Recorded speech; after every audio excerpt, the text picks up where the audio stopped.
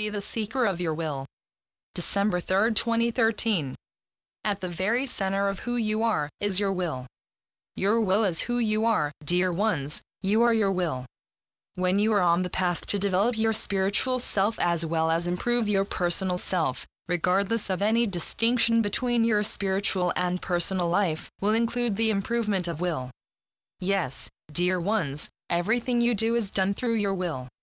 We have observed many dear souls consider their will only in an active way within the realms of self-control, where you are striving with great effort to attain certain goals.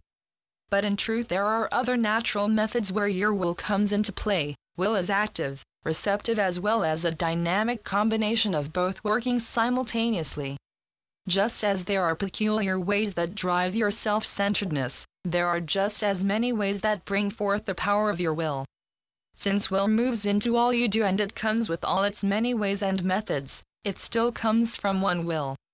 By your conscious effort to develop your will, each aspect of your life will reap its benefits. By focusing on the development of your will, your ability to regulate your whole self and to set goals becomes easier. Understand, dear ones, your will does not work inside a tunnel. For your will to be effective, it must be able to move through the mode of various inner energies that will provide a boundary between your will and of your purpose, such as your thoughts and physical actions.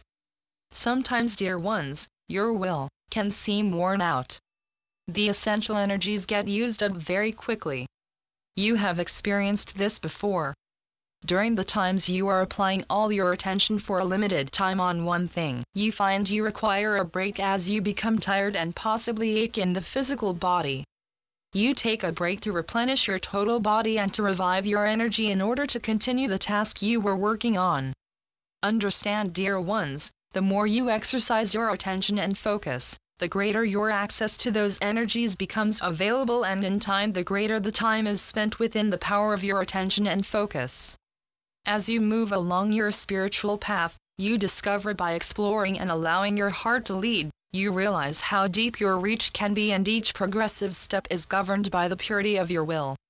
Subconsciously, we know each of you comprehend that purity truly means liberation from egoism, feelings that you are neither more nor less essential than any other dear soul, understanding that each dear soul that shares your bountiful planet are unique, and within their mundane ways of being and living thrives uniqueness.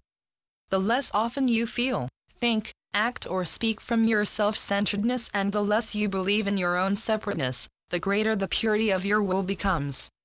It is well understood, dear ones, that the motivations behind your pure-heartedness is derived from your mindful concern of doing the right thing, what is responsible, compassionate and creative, instead of moving from a self-serving kind of action.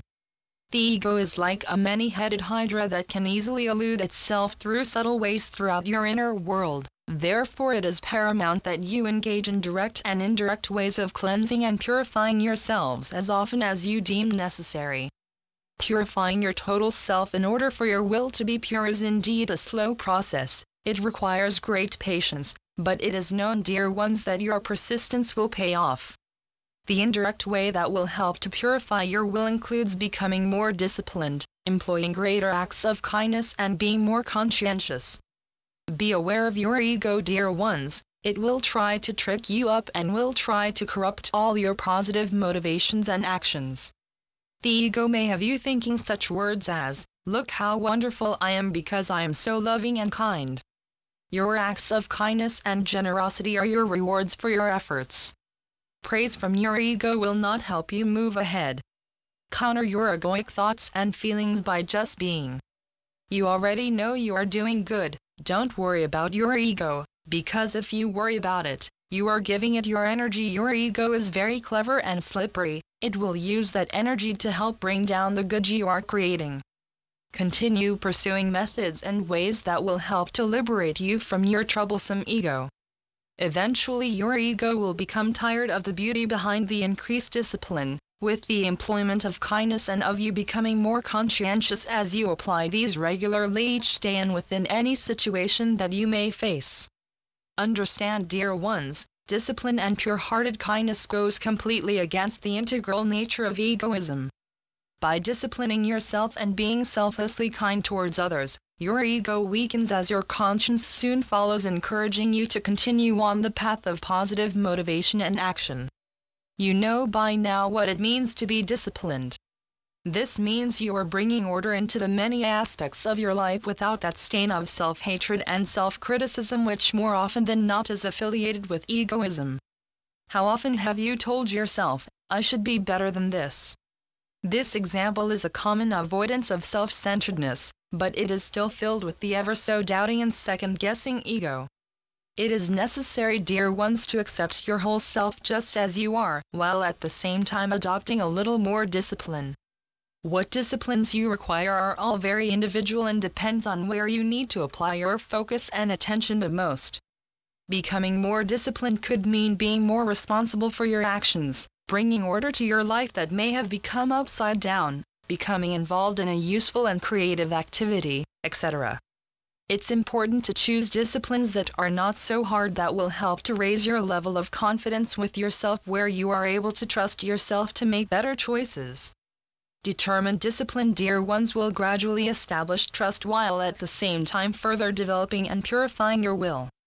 Kindness always matters. With your intention that is filled with the purity of your love, you treat other dear souls with kindness as well as respect, which is an ally of kindness. Understand, dear ones. Kindness is not bringing harm to anyone by the use of your words or actions. Kindness can be shown through courteousness, civility, and generosity. With the practice of kindness that is nourished by love, the ego does not thrive. Your practice of being more kind and loving is all part of the purification of your will. We encourage each of you, as you practice being kind to others, show yourself a little love as well. Your conscience has an important part to the development of your intuitive self.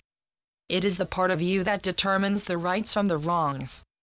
As you confront any amount of truth, your ego, dear ones, will try to persuade you to ignore it by sweeping any important information under the proverbial rug. This action will cause deterioration within your conscience, leaving you unfortunately at the mercy of your troublesome ego. By being more conscientious, you are purposely being more careful and focused on doing what is right, being kind and responsible. Your conscience, dear ones, will lead you along a wonderful path to gain more wisdom from diverse experiences and situations that you are drawn to by the magical pull of your heart. Even though you are aware, your troublesome ego can suddenly come out of nowhere and create havoc and try to undermine all the hard work and effort you have done, but with certain practices, its attempt is limited and temporary at best. Through conscious prayer and becoming aware of the presence of God within your being, your ego will have nothing to hold on to. By just being, coming from a loving, kind, disciplined and conscientious state, your ego may try to strike at your feelings and emotions, but if you are present in the now, its attempt to bring you back into being self-centered evaporates, because you have learned to not allow your feelings or emotions to control you. As your troublesome ego dissolves, what is revealed is the illusion it tried to create. In truth, dear ones, you are not separate. There is no separateness you need to nurture or build up on. Comprehend, dear ones, the ego is simply an abnormality of your will. The ego's purpose is to block the divine passage that your will flows from the sacred source of God's love and light that moves through each of you. By learning to dispel the illusion of ego, you become open to your true and authentic self and the purity of your will, which, dear ones, is a unique production of God's sacred will, which does not put you on a pedestal or put you below others in the realm of importance. Your authentic self and the purity of your will is in truth your conscience. Both are liberating and will help you pursue the many ways you can share your kindness, discipline, and conscientious way of being and living.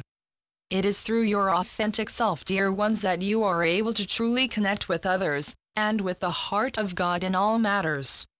We encourage you to recognize and practice consciously directing your will. Practice being more focused and applying your attention more often. Be observant when you are able to truly see into the heart of things. Become aware of when you are thoroughly committed to any particular action or course, and make note on what you observe, including your feelings. As you are drawn to a decision, make your choice effective and recognize what you are choosing. Learn to be the seeker of your will, being conscious of it and directing to where you really want to go and to be. It is okay, dear ones, to let go and allow your heart to lead you. Surrender to the promptings of your heart and trust God is there within each step, believing that you will succeed and guiding you to this belief as well. Lean into God, let Him love you. Through your trust of His divine presence, your ability to trust in your own choices and will also change for the better. And so it is. I'm Ascended Master, El Morya, through Julie Miller. SpiritualNetworks.com